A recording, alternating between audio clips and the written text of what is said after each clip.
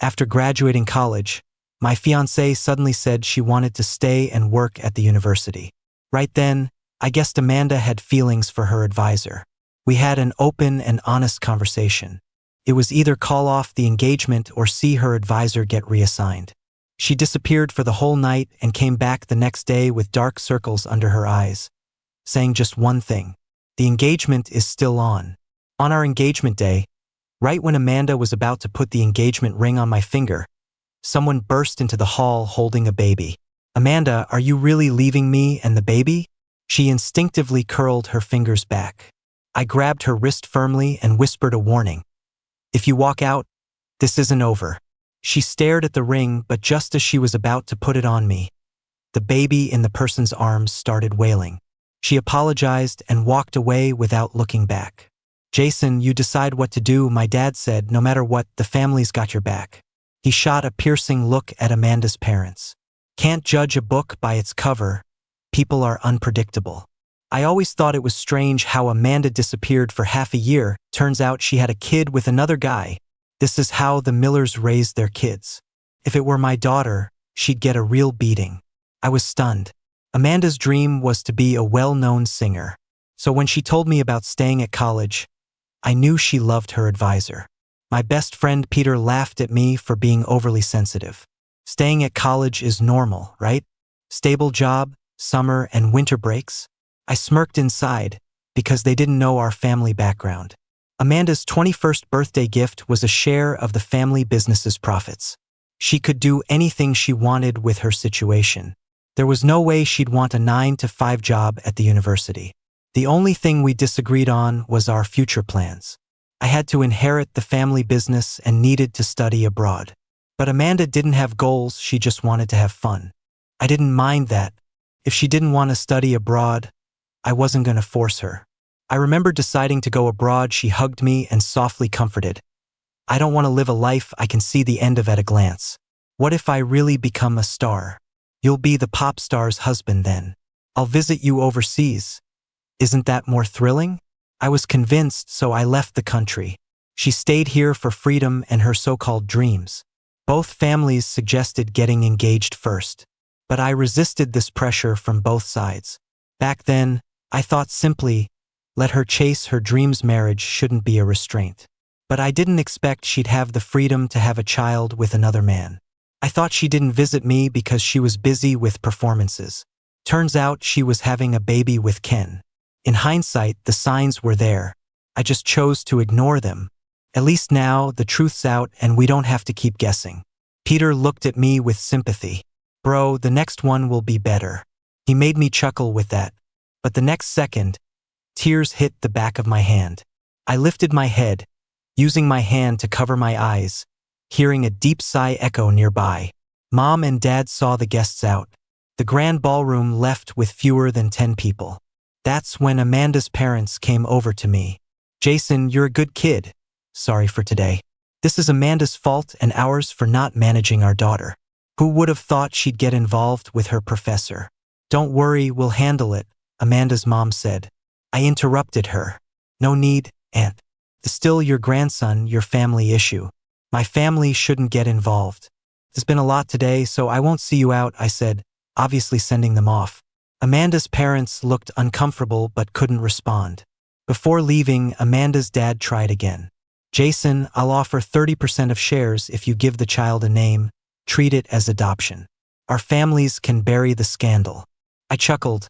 "Why would the Brooks risk their reputation for your scandal?" His face turned awkward with embarrassment.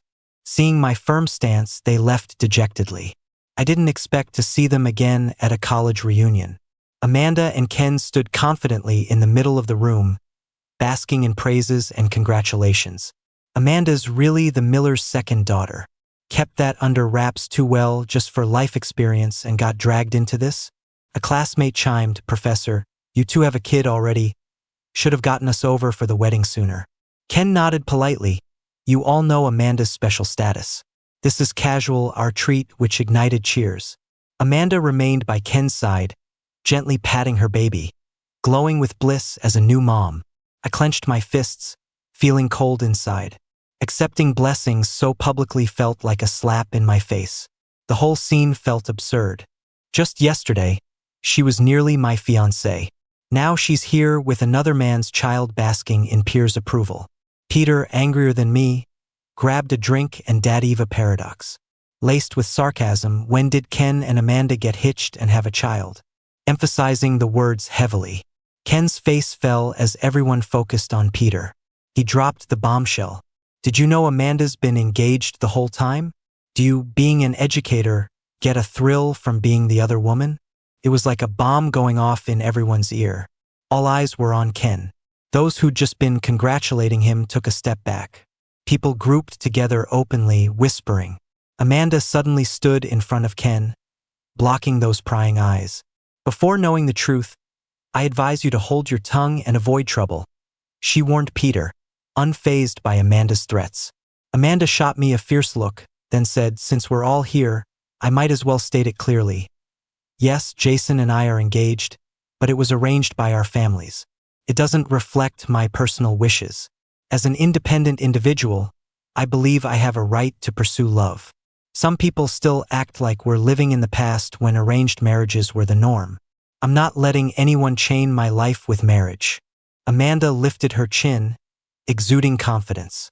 A few classmates were almost ready to cheer her on. I couldn't believe she was shifting focus onto me. She thought I'd still be the fiancé who'd tolerate anything for her sake. I chuckled coldly and stepped forward. So you're saying you never agreed with the engagement?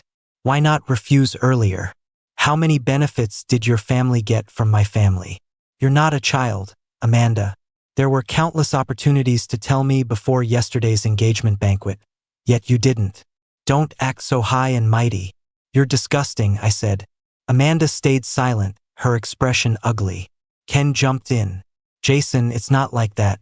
Amanda wanted to tell you earlier, but you were preparing to go abroad.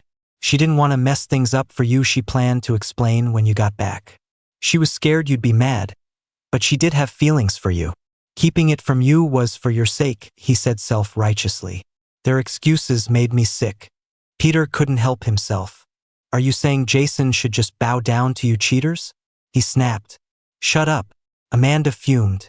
Ken and I never did anything while in school, she protested. Peter scoffed. So what? You can't change that you were his student. Amanda looked at me, but she didn't explain. She just grabbed Ken and left. Ken had been my class teacher. When Amanda decided to switch to my major, she transferred to our class. I noticed her visiting Ken's office often and asked her about it once. She laughed and clung to my arm, saying she just wanted to spend more time together and was making up classes. Getting jealous over nothing, she teased. Do you think I'm cheating? I frowned. Amanda, I'm a guy too. The way Ken looks at you isn't right. She brushed it off and accused me of being overly possessive. Back then, I couldn't tell if it was jealousy or something else. I dropped the subject. But looking back now, it's clear Ken had feelings for her too. He just couldn't make the first move because of his position. Amanda taking such a risk, going behind my back to have a child with him, was quite something. That night, I packed up everything related to Amanda. I considered what to do with the expensive gifts and ended up sending them back to her. I didn't expect her mom to show up at my door, gifts in tow. Jason, Amanda put her heart into these. Don't they show how much she cared? Everyone makes mistakes, especially when young. Isn't it normal to date around before marriage? For the sake of our family's ties, think this over, all right? And what your uncle said yesterday still stands. What do you think? She pleaded. I forced a smile. Auntie, would Uncle have married you if you'd had a kid with someone else before your wedding? Dating's normal now, but since the day of our engagement, I've stayed away from other girls. I didn't want to hurt anyone, I said. Amanda's mom had brought Amanda along. She stepped out and confronted me, but you never asked why I did it, why I chose that path. Jason, would you believe me if I said I was trapped? Are you really okay with severing ties like this? Doesn't it hurt me too? I listened to everything she said, my face calm. Amanda, this is me giving us a dignified end, I replied. Amanda broke down, shouting, I don't want dignity, I want a husband who truly loves me. I want to marry a real person, not some heartless heir. My heart twisted. So this is how it was. Sure. Love isn't everything in life, but I gave her all I could. Silence filled the air, everyone thinking I was unbothered. Except my dad, who saw me shaking. He flew down from the second floor and slapped Amanda hard. How could the Millers raise such a heartless brat? He shouted. Amanda instinctively shoved him. No one's ever hit me before, she yelled. I quickly steadied my dad, shocked. His hand still trembled as Amanda, her voice hoarse, lashed out. If you hadn't made Jason so rigid with rules, we wouldn't have missed this. It's all your fault. Shut up. Amanda, you have no right to criticize my dad. Get out of my house. After Amanda left, exhaustion swept over every part of my body. My dad hadn't recovered from his shock. He just stared blankly at me, wanted to say something, but then lowered his head and went upstairs. I didn't know how to comfort him. After Amanda revealed her true feelings, she became more openly affectionate towards Ken. Not only did she get the kids registered under the Miller's name, but she also got Ken a more respectable job. And on his birthday, she booked the hardest to get into restaurant and posted their picture together. Everyone in the circle knew about it. Friends close to me sent screenshots of her post. Jason, are you just gonna let this slide? You seriously gonna put up with it? I didn't reply, just quietly opened that post. Saw a bunch of people commenting on it, all mocking and sarcastic. Amanda, you're amazing, you actually bagged your own teacher. If you didn't want to marry Jason, you should have said so earlier. Why waste his time? Jason's my ideal guy. Just play around with this kind of guy. Isn't it embarrassing to bring him to the table? I was scrolling through the comments. Then suddenly, there was a pinned comment. Background doesn't determine ability, and Ken is my love, disrespecting him is disrespecting me. Then those mocking comments vanished. My gaze turned colder. Amanda was making a statement for Ken, while openly slapping me in the face. What I didn't expect was that this wasn't Amanda's worst act. Because of Amanda's last stunt, my dad hadn't been sleeping well for days. Today, he couldn't even get out of bed.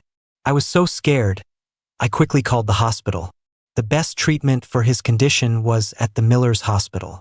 I dialed Amanda's number, trying to keep my hands from shaking, hoped she'd arrange for a doctor. But she hung up on me 3 times. Having no other choice, I rushed my dad to the hospital. But we couldn't even get into the ER. A nervous nurse kept apologizing. Jason, there's no room, all doctors are busy. If you wait, I'm afraid it'll be too late. Of course, I knew that, but at the moment I had no better option. So I kept pleading with the nurse. The Miller's hospital has I was about to say I had shares there, but Amanda cut me off loudly before I could finish. No one can break hospital rules today, not even you, Jason. Didn't you cut ties with the Millers by now? Does it still matter who you are? I can overlook what happened and arrange a room and doctor, but he must apologize. Amanda pointed at my father in my arms. Her eyes were filled with resentment. Because of that slap from last time, she held a grudge against someone who'd cared for her for years. My heart went ice cold. A stroke is no small thing, I didn't dare delay. I had to give in a little. Amanda, how about I apologize to you? Think of all those years my dad cared for you. No way. He slapped me and humiliated Ken. Not making him kneel is already showing mercy. Amanda blocked the hallway, not caring about the stares of those around us, insistent that my dad apologize. The crowd grew larger, just when everyone thought my dad would apologize. The sound of sirens echoed outside. 5 or 6 doctors from the best private hospital in North City bowed to me, efficiently taking over. Before getting into the ambulance, I glanced at a stunned Amanda. Dialed on the spot. Pull the plug on all projects with M Group. In a month, I don't want to see any profitable company. The color drained from Amanda's face. She watched as the professionally trained private hospital team took charge swiftly. She wanted to say something, but one look from me stopped her. There was no warmth left in my gaze, only a chilling coldness. The murmurs from the crowd, eyes on Amanda, were complex and hard to describe. She felt her face burn, not because of the slap but because of my last words, stabbing her pride like an icy dagger. Jason, how dare you? She yelled at the now empty doorway. Her voice, however, carried a faint tremor. She clenched her fist, nails digging into her palm, took out her phone and sent me a message. What right do you have to speak to the Millers in that tone? Who do you think you are? I saw the message right after getting my dad into the surgery room. A flash of anger crossed my eyes. Who am I? What right do I have? Amanda, you'll find out soon enough. I didn't reply, just sat there, anxiously watching the surgery room. Amanda stood in the hospital's lobby, fear crashing over her like a wave after her anger faded. Amanda? Ken appeared at her side at some point, face lined with concern and a hint of tension. Don't worry, Jason's just angry. He won't do it. He had, of course, heard my words about pulling out of M Group projects, so he rushed to comfort Amanda.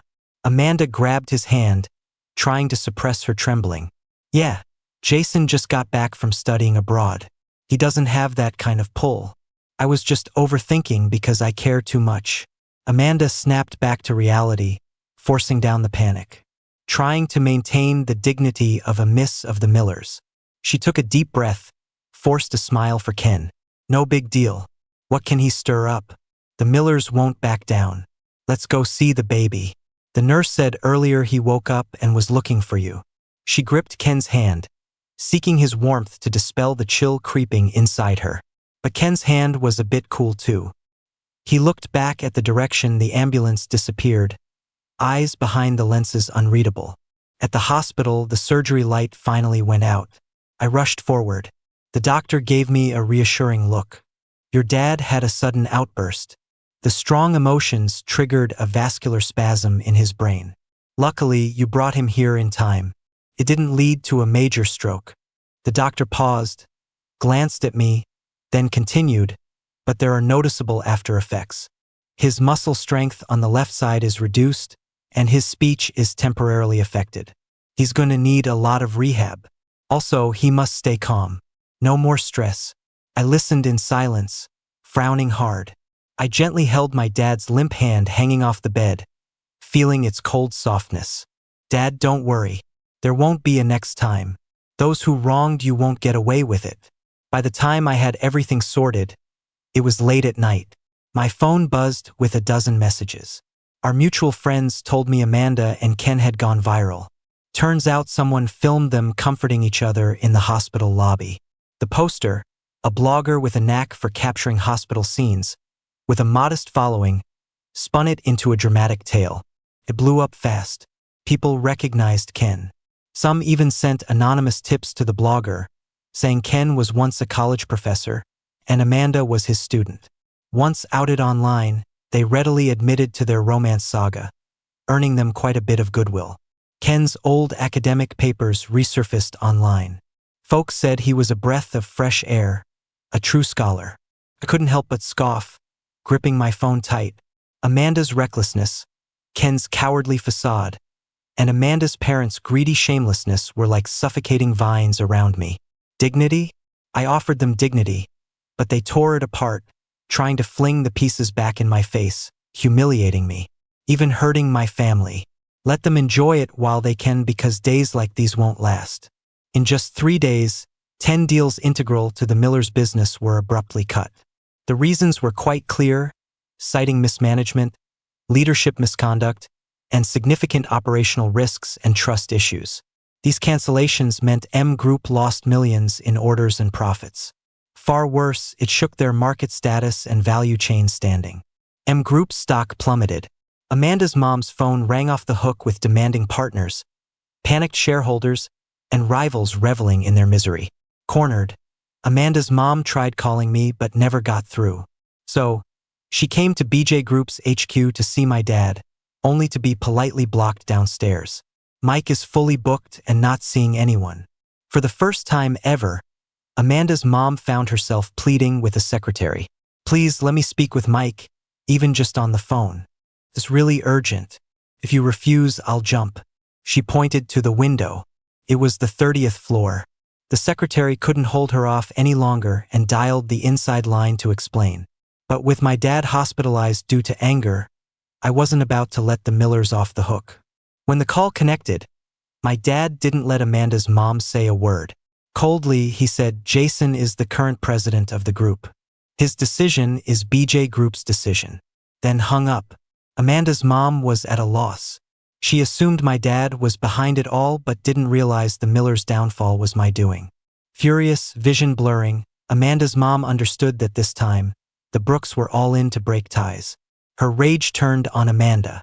Storming in, she confronted her daughter. Look at what you've caused. All this for a man who's beneath you? You even stopped the chairman from getting treatment? Amanda, what's wrong with you? Don't you get it? The Brooks were our biggest ally. Now look, they've struck back. And the Millers are doomed. Are you happy now? Amanda, dodging her mom's furious gaze, glanced at Ken, who was distracting the kids on the couch, and tried to defend herself. Mom, Jason's dad hit me first. They pushed us too far. Why should we depend on them? We can… Smack. Her mom's slap hit hard, far harder than my dad's had. Amanda's cheek swelled instantly, her ear buzzing. She'd never seen this side of her mom before and broke down. But her mom wasn't done. You? What do you have? Without the Millers, who are you? Amanda, how long can your little dividends support that precious man and child of yours? Ken's current job, it's thanks to the Millers' connections. Wake up, Amanda. Apologize to Jason.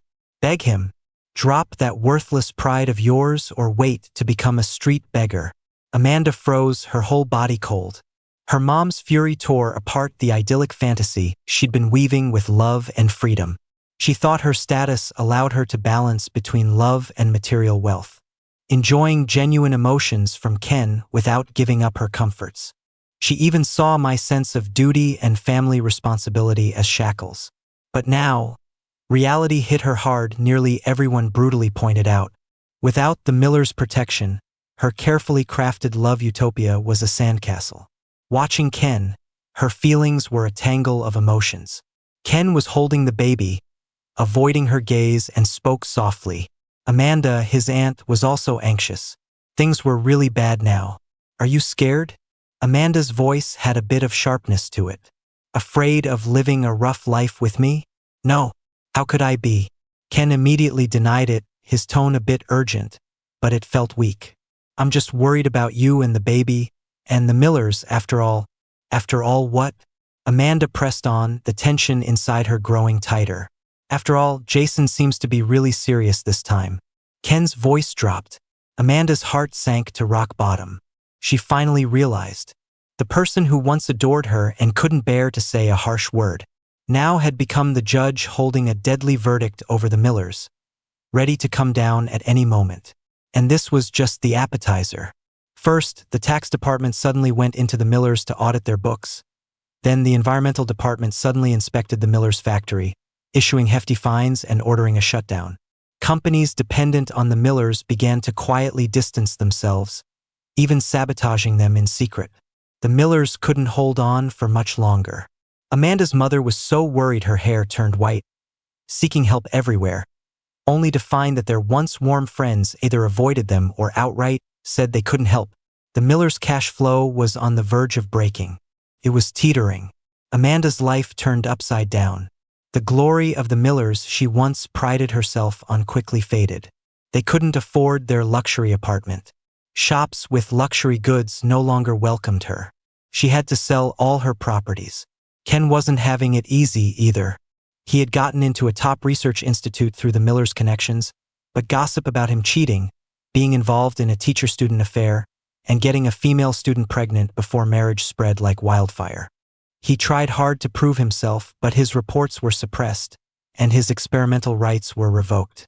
The admiring and flattering gazes turned into blatant mockery and pity. Amanda couldn't handle it anymore. She and Ken argued more frequently. She blamed him for being incompetent, for not protecting her and the child. He resented her for being too headstrong, too lacking in restraint, and blamed her for the mess. During one heated argument, Amanda lost control and shouted, pointing at the child in Ken's arms. "It's all because of you. If it weren't for you back then…" "Amanda," Ken sharply interrupted, his face turning pale. "Are you insane? This is your child." Amanda was also taken aback by the words that slipped out. She crouched down, silently weeping. What can I do? The Brooks are trying to kill us. My mom scolds me every day. Everyone's laughing at us. Ken, I feel so helpless, what can we do? A week later, an even bigger storm arrived. Ken was reported for academic fraud, and a formal investigation was launched. Ken's world completely collapsed. He locked himself in the shabby little apartment Amanda rented, keeping the curtains closed. He knew the consequences of confirmed fraud too well. Disgrace, a shattered future, maybe even jail time. It's him. It has to be Jason. He's doing this to destroy us. Amanda looked at the man going mad in front of her, her heart filled with disgust and fear. Who are you blaming now? Why didn't you speak up when you did those things? She looked at the rundown apartment and smelled the cheap takeout. In their parents' argument, the baby cried loudly. Outside, reporters were waiting. The news of the Millers going bankrupt was scrolling on TV. It's over, it's all over. Amanda slumped to the floor, her eyes empty. After that, Amanda tried countless times to find me. She even knelt outside the company building. She knelt for 3 days straight, smacking herself repeatedly. Amanda didn't care about face or reputation anymore, wishing she could turn back the clock a few months. But there's no medicine for regret in this world. The M Group crumbled to the ground. Ken was arrested. She was left to raise the child alone, unable to afford even the cheapest apartment. The last I heard of her, someone saw her staring into space by the seaside, holding her child. My assistant asked if I wanted to send someone to check on her. I shook my head. Everyone chooses their path. I wouldn't interfere with Amanda's life anymore. Our paths would never cross again. Today, the hospital called to say my dad had fully recovered.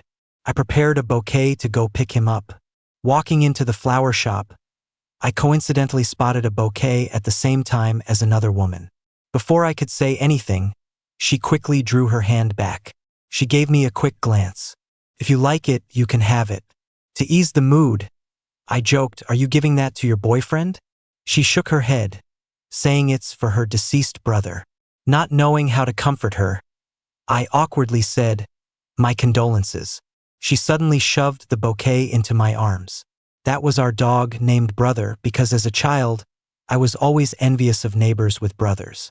She then lightened the mood, sharing amusing stories from the past. Coincidentally, we were heading to the same hospital. These series of coincidences made me marvel at the wonders of fate.